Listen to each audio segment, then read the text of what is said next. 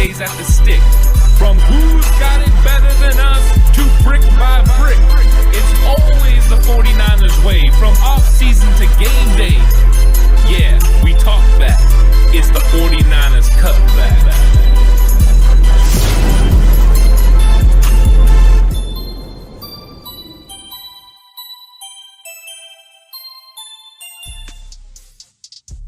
It's 49ers Cutback podcast time. Welcome to the show, everyone. 49ers versus Seahawks game reaction show. The 49ers found a way to win. I mean, I think that's the easiest way to say it. It wasn't pretty. It wasn't something that you draw up and you say, this is the way I want things to turn out, but you want the W. And when it comes to divisional games, sometimes they look ugly. And there was nothing pretty about this game, but there were things that we can come away from this game thinking, wow, that looked good, or this player looked good, or this happened in the game. And even with all of the problems, all of the missed field goals, all the special teams issues, the San Francisco 49ers are 1-0 and 1-0 in the division.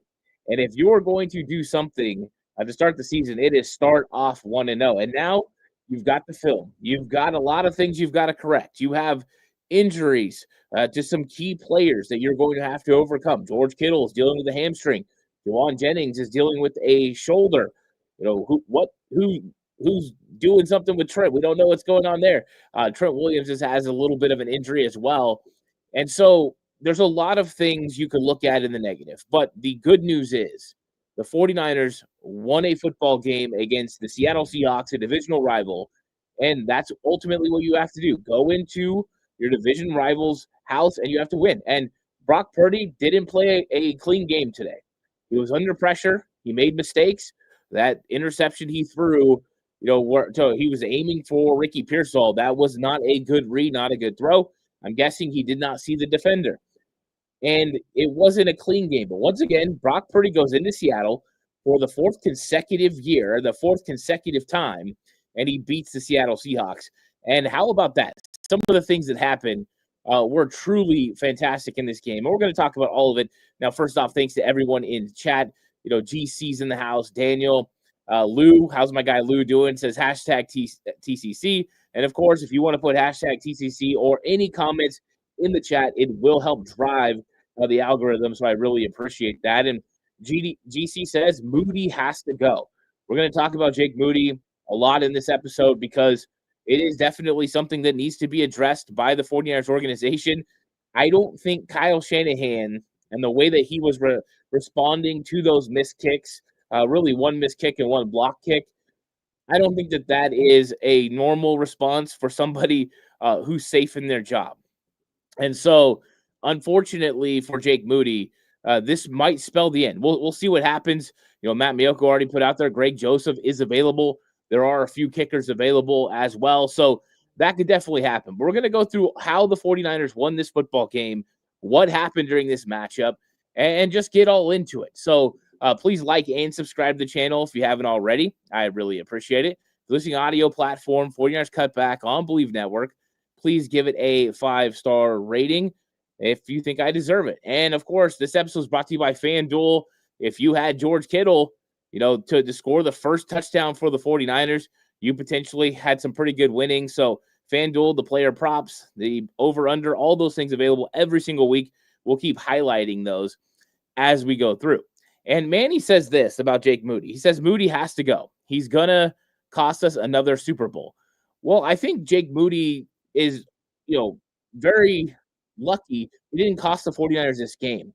That was 6 points left on the board that the 49ers really needed. They won this game 17-13, but when you start looking at the stats and what was going on in this football game, Robert Saleh and that 49ers defense was playing very good football. Now, we've seen some of the young guys making plays. Marquise Siegel comes up with the fumble recovery. Marquise Siegel had some great tackles in space. I thought he looked pretty good. Upton Stout had good plays. He had some tough plays as well going against Jackson Smith-Njigba and Cooper Kupp. And this is something that we talked about leading up to this game was one of the highlighted concerns and one of the key matchups. 49ers nickel corner, in this case it was Upton Stout, against Jackson Smith-Njigba and Cooper Kupp. And Cooper Kupp and Jackson Smith and Jigba did not disappoint. They definitely made it difficult. Now, the good news is Upton Stout didn't shy away. He continued to battle, and there was some good coverage at times. So he is definitely somebody that fits the bill. He's going to get better, but there's going to be lumps along the way. And I think people understand when you're playing young players, there's going to be mistakes, but you see some good things, coming up from these guys. I think it's great. So I do see some comments in the chat. So I'm going to keep going back and forth between chat and then some of the things that I want to talk about. But Diamond says this: did Purdy passes back zip today? Lack zip, I think, is what you're saying. I thought that the touchdown potential pass to Ricky Pearsall lacked zip. I think some of the other throws that he's making, he throws in rhythm, he throws in timing, and so he wants a certain zip. And a lot of them are layered throws. So we know that when I talked about the Seattle Seahawks and how they played, and one of the things I did, and I broke this down on Patreon, is I went over the game plan of what Mike McDonald was going to do in this game on defense. We knew Kyle Shanahan knew it as well because there was a blueprint. Mike McDonald put forth a blueprint last year in their second meeting, and it worked really well against the 49ers. Was they would play three safeties on the field. That's why you saw Nick Emenwari early. Now, Emenwari got hurt, and that sort of changed things a little bit as far as personnel. But then they were going to get the too high safety look going a lot, and they were going to allow those linebackers to get deep drops. And that's what happened. That's how you got the interception by Ernest Jones. I thought Greg Olsen did a good job of dissecting that play and showing why, McCaffrey having to stay in and pick up the blitz. He couldn't hold Ernest Jones in place, and then you get the interception. But that was a deep drop from those linebackers. That was something Purdy was going to have to deal with. So he's wanting to throw layered throws. So I think it was a combination of a couple of things, Diamond. I really do. I think that he wants to make throws like that, but then there's some place he needed to have a little bit more zip. And, that just got him, and that one that he threw that got intercepted by Job was not a great throw. And, that's a tough play for Ricky Pearsall to make, over the top of Job. And I didn't really expect him to make it. So pretty crazy. Now we got this from Uncle Leb, the artist formerly known as, formerly known as KNDR, aka Wish Anthony, one of the longest names in YouTube. I appreciate that. Using his membership abilities, he's been a member for 48 months. Thank you so much, Caleb. I really appreciate it. It says, can't spell Seattle without the L. I love that. Perfectly said right there. And using the membership abilities to leave a super chat. So I really appreciate it. And what's up, Josh? Josh in the house says, what's up, Ant? Followed by a Moody sucks. And I think people are definitely getting a little bit frustrated with Jake Moody. And I know that's going to be a topic, pretty much for a lot of, people this time. And, we definitely want to touch on it because it is a little frustrating to see, and it could cost some games. But, there was a lot of things that happened in this game I want to go over as well. And, David Morazzo says this. He says, great to gut that win out. Just look at the 5 eligibles that second half. Huge win. And you're talking about a guy like Jake Tungis as one of those eligibles. And Jake Tungis was able to make a two big-time plays.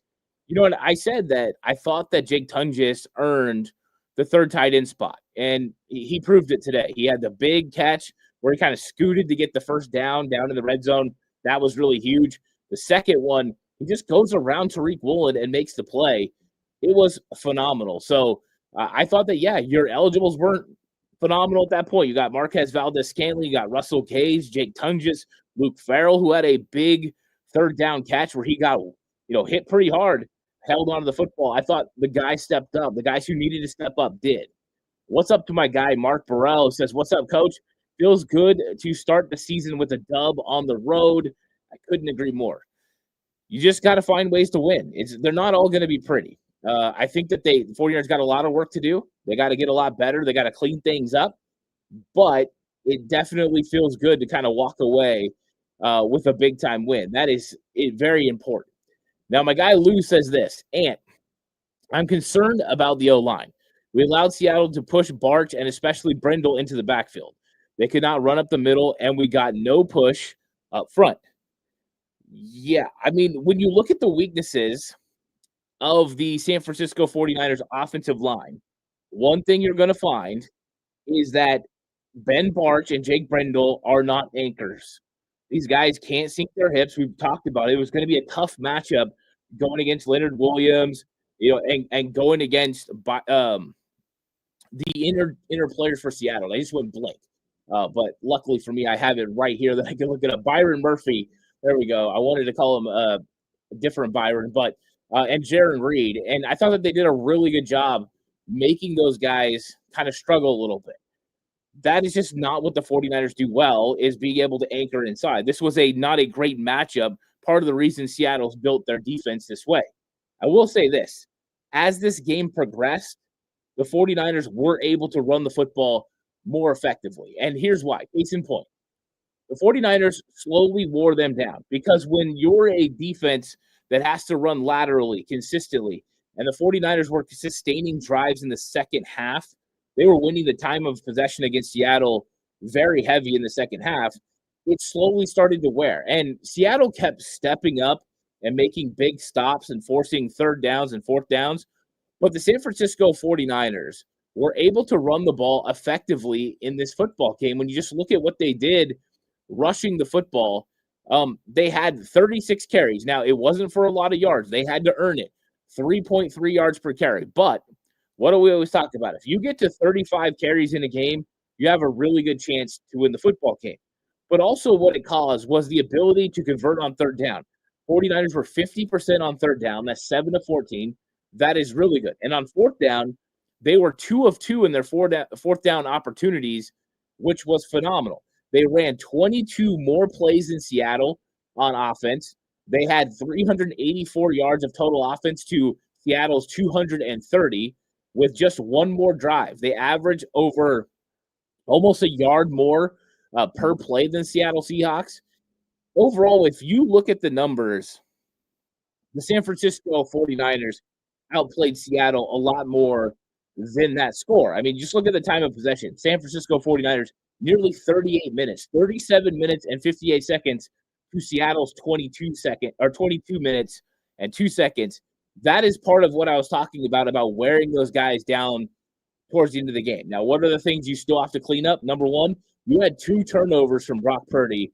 That's not going to get it done. You were only 2 of 5 in the red zone.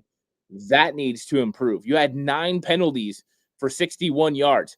That needs to improve. And some of those penalties were just unforced. So, yes, the offensive line on the interior struggled with Seattle's interior defensive line, to be expected. That was one of the key matchups this week. And we'll see how this progresses next week when the 49ers play the Saints. I think it is a concern, but you kind of knew what you were getting into.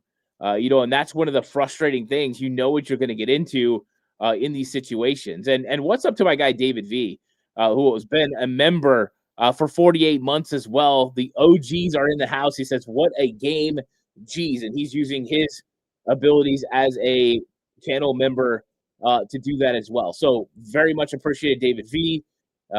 Big. And so I think when you look at it, that's what one of the most frustrating thing was for 49er fans in this game, was you seen the 49ers doing a good job of moving the ball, getting down there, doing what they're supposed to do, and then not being able to capitalize. Now, some of that is drive stalled out. That's huge. But also, you just weren't able to convert on 2 field goals that would have added 6 points. This game could have been out of reach. And if it was a 48-yard field goal or a 50-yard field goal plus, right, you might have some concerns. But when it's not be as concerned. But when it's 27 and 30, 32 yards, those are kicks you got to make. What's up to my guy Keys? He said, "What's up, man? What a game! Looks like we need Bourne and Dwelly with injuries today." I think that there's going to be probably some movement with the roster. We'll see what happens. I think there could be a new kicker. I'm sure that's going to be a conversation point, for the week. And Josh says this, love the defense. I did as well. I thought the defense played really well. I thought Robert Saleh came out with a very good game plan. They continued to execute. They got off the field. I mean, you just look at what they were able to do. They were able to hold the rushing attempts for the Seattle Seahawks to just 26, and we know they want to run the ball over 30 times. They were only able to get 3.2 yards per carry. 49ers got 3.3, so they actually outrushed them. They were able to create a turnover, actually 2 turnovers. Nick Bosa with the closer at the end of the game. That was highly effective. They held Sam Darnold to 16 of 23, during this game for 146 yards. I mean, it was a good performance. The 3 of 10 on third down for the Seahawks, just 30%. And like I say all the time when I do my game preview show, holding a team to 30% on third down conversion rate is elite category. That's exactly how you win football games. You get off the field. And one of the big things that happened is Brock Purdy turned the ball over. And one of those times, the 49ers just absolutely shut him down. So that's the kind of winning football. And it was set the tone by Robert Saleh. And it felt so good to see guys in the right spots doing the right things on defense. They do a half roll to the left. Sam Okawanu's in Sam Darnold's face. He throws back, setting up a screen for Jackson Smith and Jigba. Nick Bosa, D. Winters, CJ West flying over there, make the play for a loss. Those are clutch plays, is attention to detail and coaching. And that's what I saw. And it was really big. I love this from the notorious GAV. Winters is coming. D. Winters had himself one heck of a game. If you had question marks about that will linebacker spot next to Fred Warner, I don't think you have question marks anymore. It was really, really good. Very, very phenomenal. I loved it. David Marazzo says this. David Marazzo says 35 passes, 36 runs. That is balance. That is tremendous balance for the team. And I think that's really huge.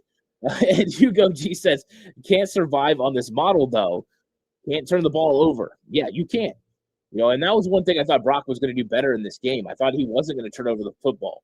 I thought that the one to Pearsall was probably the more unforgettable play. The Ernest Jones one is more of a side adjust because they were bringing the blitzer. Greg Olsen described it great. But that blitzer's coming. Christian McCaffrey abandons where he's going to be. That allows Ernest Jones to kind of float and get there. So McDonald does a good job of trying to take away what the 49ers like to do. And, I thought that he did that in this football game. But you saw those guys kind of step up. Now, as far as Christian McCaffrey, the question marks about whether McCaffrey was going to play in this game. And I thought it was kind of a slower start. But once he got going, Christian McCaffrey did really good. And he ended with 22 carries for 69 yards, 9 catches for 73 yards. That's 31 touches, which is high for Christian McCaffrey. I did not think he was going to get 31 touches in this game, but he got 31 touches for 142 yards. So he was back, and they were using him as effectively as they could. Now, Brian Robinson, I thought he was going to get around 10, to 12 touches in this game. He got 9. Actually, he had 9 carries. I think he actually almost had another catch. He did get 1 catch for 4 yards. So he did have 10 touches in this game. He had 33 yards rushing and 1, run of 9 yards. So Brian Robinson was kind of used in there. When you look at the model, Christian McCaffrey, 22 carries, Brian Robinson, 9. I think that's kind of closer to what we're expecting, from the usage of McCaffrey. I thought the 9 receptions was definitely elevated because they did not have Jawan Jennings or George Kittle in this game, that they went to McCaffrey. I mean, there was a couple of times it was just like, go to McCaffrey for the big-time play, and McCaffrey did it again. That's why one of the key matchups in this game was McCaffrey against the linebackers, and he did it again. He's just one of those guys that can get it done when you have to get it done. Notorious GAV says, are we still talking about CMC's calf? I don't think we should be talking about his calf anymore. Not after that performance, and we'll see how it, you got to make sure that it's good after the game, like the adrenaline's running. But I think everything checked out. It was great. And Notorious GAV says, massive game for Ricky Pearsall. And yes, it was. He had 4 catches for 108 yards. And that 45-yard catch down the sideline on the double move was a great route. It was synced perfectly with Brock Purdy, the pump fake at the exact right time, and he laid it in there. And Ricky Pearsall did a great job not just of running the route, understanding the spacing with the sideline, but also catching the ball cleanly and using his hand to get a little bit of separation. He looked the part today. It was early on in the first drive, that big 95-yard drive for the 49ers that Pearsall had some really big catches. And then down the stretch, when they needed to play, there was no George Kittle. There was no Jawan Jennings. This personnel groupings were very much two tight ends. They needed some guys to make plays. Receivers were Pearsall, MVS, and Russell Gage. And Ricky Pearsall went out there and said, "Hey, I'm still a number one receiver. I'm an ascending player." And I thought he did really, really good in this game. So, yeah, I completely agree, Notorious GAV, that Ricky Pearsall stepped up and just absolutely played a big-time game. So I was very pumped to see what he could do. It was a big-time play. And, you just have to have those guys that make plays down the stretch. And that's why Notorious GAV says, Ricky's the future, and that's 100%. I think we're starting to see, with him within this offense, what Kyle envisioned for Ricky Pearsall within this offense, and that's exactly what you were hoping. You were hoping you were going to do that. The more the 49ers needed to do, they need to shore up certain things, and one of those was that wide receiver room, and I think Ricky Pearsall did a great job. Christian McCaffrey, by the way, was the second best pass catcher on the team. So you had, just to go over the numbers, Pearsall had 4 catches for 108. McCaffrey had 9 catches. He's the number one receiver in total catches for 73 yards on 10 targets, too. 9 catches on 10 targets. Phenomenal. Kyle Juszczyk had 2 big catches for 32 yards. It was good seeing Juice get into the action. Kittle had 4 catches for 25 yards, including the touchdown, the first touchdown. Jawan Jennings had only 2 catches for 16, and, of course, he got hurt. Tungus, 3 catches for 15 yards, and those were big-time plays. That's exactly, what you had to have was, somebody that was going to make a big-time play, and they made a big-time play. So it was really big. And on the defensive side of the ball, the whole offseason focus was stop the run. And what do the 49ers do? They go against a team that's going to be run first. They go against a team that's got Zach Charbonnet. They got Kenneth Walker. Their whole attitude is run the football. They've invested, right? They brought in Jalen Milroe for some special stuff, and they hold them to 84 yards on 26 carries. That is great team defense, and a lot of it goes into those big guys on the inside that were able to play well. And we saw a couple of guys make some real good plays. Kalia Davis had the one big stop, and Kalia Davis didn't have a big game. But he had the one big stop that was extremely huge, getting in there and making plays. Fred injures his nose, goes out there and still takes care of business. He did a good job. Nick Bosa closed out the game with that big caused fumble. Like, D. Winters had 6 tackles. And how about D. Winters and Marquis Siegel making tackles in space? That was something that was a bugaboo over the last couple years, was those tackles in space. But they really got it done. So it was definitely huge to see this defense step up and make plays. And they had to do it. And they did it. They got it done. 49ers NASCAR package worked out pretty well. They ran a nice stunt the first time with Nick Bosa. Bosa got a free shot at Sam Darnold. Like, it was a good game plan. It was good execution on defense. The defense, I think, is ahead of where I expected them to be. That's good news because they had 3 rookie starters, if you include Mikael Williams. So you have Mikael Williams, Upton Stout, Marquis Siegel, 3. And, they didn't make a lot of plays. You had Mikael Williams, Alfred Collins had a tackle. Stout had 1 tackle. Anna passed, one of those being solo.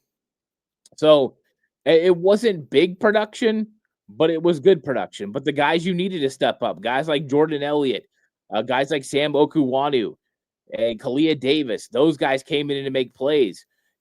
Jason Pinnock made some really good tackles. That was the one thing I think that was probably the most noticeable about the 49ers secondary was they were tackling. There was no extra yards after the catch. None of that crud we saw last year with a lot of yak yards against the 49ers. They were getting guys down, and I thought that was huge. So I think it was big, and it was a big game to kind of get things established. And that's exactly what the 49ers had to do was, get things done. We talk offense. The defense did really well. I think that the special teams had some struggles, more so than just Jake Moody, by the way. I think that even some of the kick coverage and things like that. So I'm sure Brant Boyer is going to want to shore up some things. I don't believe, however, that this is going to be a return to form. Just watching the way that Brant Boyer went about his business, this guy's going to make sure that he gets on these guys and they pay attention. They're paying attention to special teams. It's not going to be forgotten this time. And I did see some things that were better, but they need to clean up mistakes in a lot of areas. But one of those is definitely on anything that has to do with field goal or extra point right now, blocking, but also when it comes to the kicker as well. Huge. And what's up to my guy Joe? He says, "What's up, Ant? Brock was clutch in the fourth quarter. Defense was pretty great today." Brock Purdy had to make something happen. He was getting some pressure. He rolled out, and I would say that wasn't the greatest pass I've ever seen Brock Purdy throw, but he put the ball in a position where he gave Jake Tunges a chance to make a play. I don't know if I expected Jake Tunges to be the one that he goes to in that situation, right? If that was George Kittle, you'd understand it. But you got to give credit to Jake Tunges. Jake Tunges had an opportunity to make plays in this game, and he made them. Got targeted 3 times. He had 3 catches. One of those for the game-winning touchdown. And how many times did we see this over the last couple years? 49ers go down, get a touchdown, or kick a field goal to take the lead, only for the other team to go back the other way and retake the lead or win, right? Geno Smith got it done last year against the 49ers in Levi Stadium. Not so fast. Not now. Yeah, you move the ball on us. You got Bernardo Green on a double move for a big play down the seam, and Bernardo Green got beat for a 45-yard gain. Jackson Smith-Njigba was pretty darn good. But what happens is the 49ers don't stress. They don't freak out. They go get after Sam Darnold. And you just got to love Nick Bosa, that strength to power combo, or strength to speed to strength combo that pushes him back into him. It was phenomenal. And that ball comes out, and Bosa ends up with it. Game, set, match. You have to have closers. John Lynch said that for a long time. They have closers now. They have guys that can get home, and I absolutely love that. It was definitely big. And what's up to my guy Phil? Thank you so much for the super chat. I appreciate your generosity. This hashtag TCC, when will they get rid of Moody? I think it could be as soon as this week. I do. It was interesting. Me and Mark had a conversation about this about a week ago on the Red and Bolt show, and he asked me, and I said I didn't think it would come from one missed field goal. It would have to be maybe one that cost him a game or a couple. But I thought that the way that Kyle Shanahan reacted on the sidelines to the missed field goal that he missed, and it was 27 yards, the first one.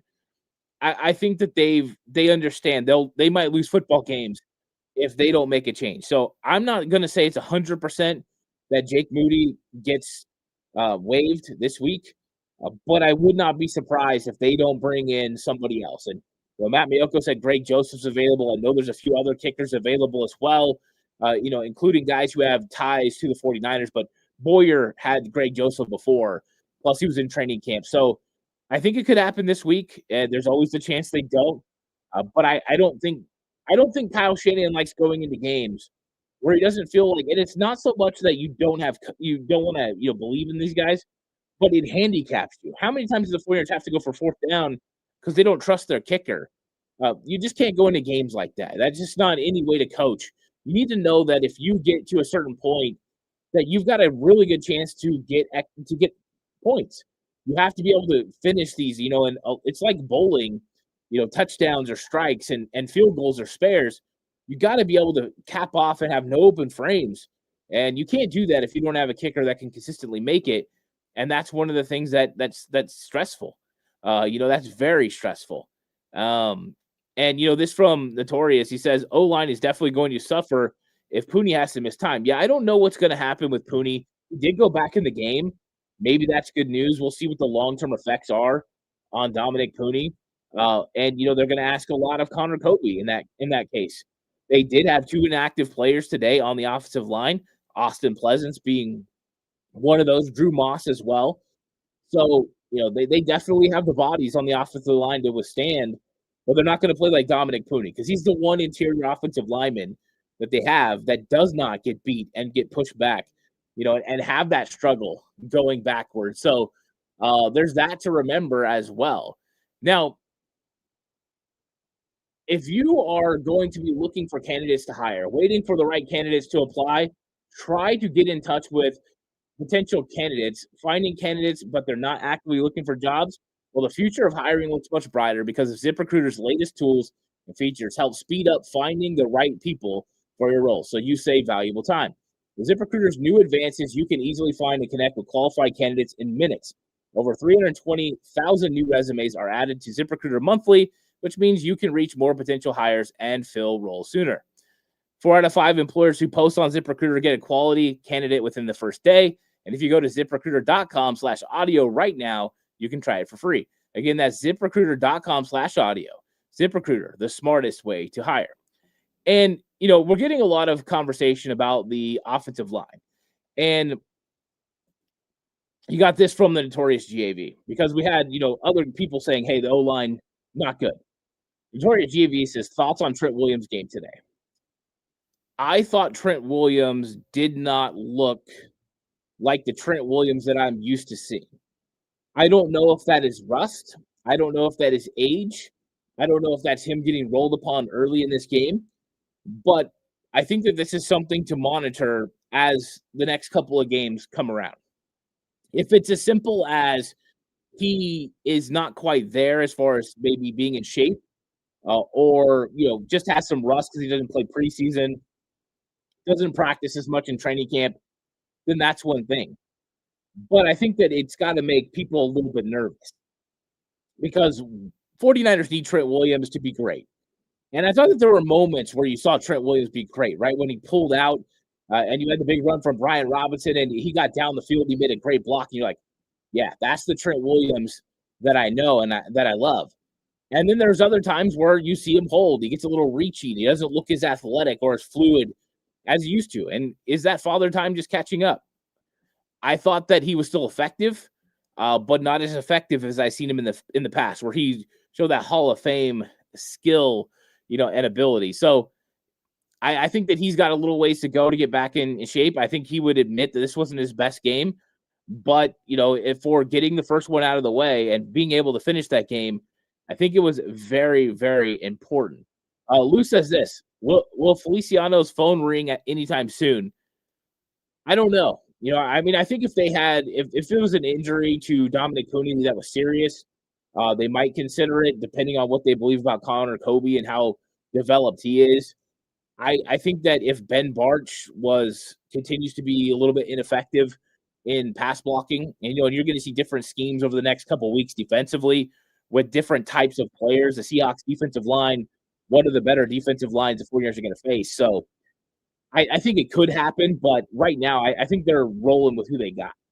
I think they're going to go with Connor Kobe. I think they're going to go with Spencer Burford, and we'll see what happens. So I just don't think they're going to do that right now. But if they ever did, yeah, that would be it. And David says this: I need film breakdown from Ant to judge the O-line. Yeah, I'm going to be definitely getting 2 film breakdowns this week, looking at that offensive line and really evaluating what happened. That's the fun thing about getting to the all-22 film is you can see it, especially the end zone cam view. You can see everybody. And the thing is right, Tell the Truth Monday is a real thing. These guys are going to evaluate themselves. They know it wasn't perfect. Brock Purdy was pressured on like 12 of his first 17 dropbacks.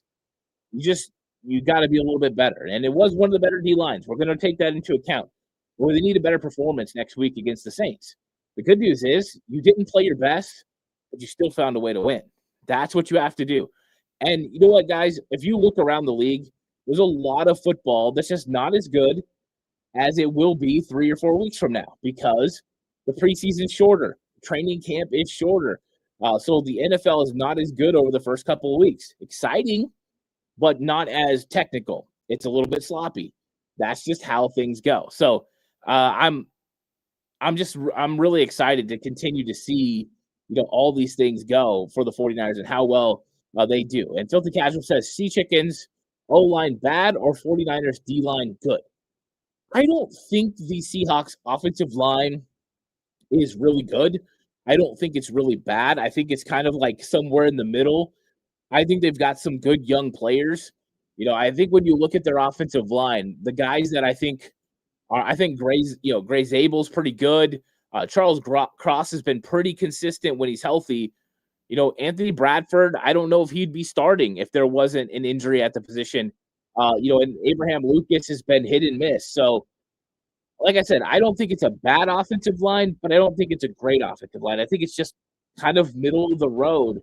And I think they have some real question marks. I do think they did some run blocking that was pretty effective. But yeah, so it's gonna be interesting. And David says Seahawks in trouble next week at Pitt. Yeah, I mean that's the thing, right? You never know what's going to happen week to week, divisional matchups, who's going to go against who, but also how these teams play.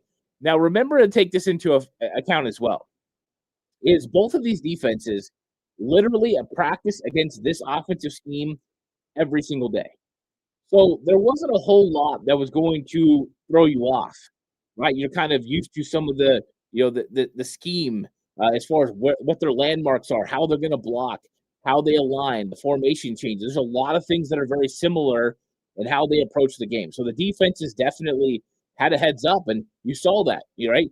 That's why Vegas put the over-under at 43. And, they didn't even come up with that. I mean, it wasn't even – they got 30 points in this game. So I think you see that, that's some of what's going on. So it's going to be – it's going to be something to watch to see how these teams go against, for the Niners, the Saints, for the Seahawks, the Steelers, and let's kind of see how things fall out. But yeah, I think it's something to watch to see how they handle other teams in the future. That is for sure.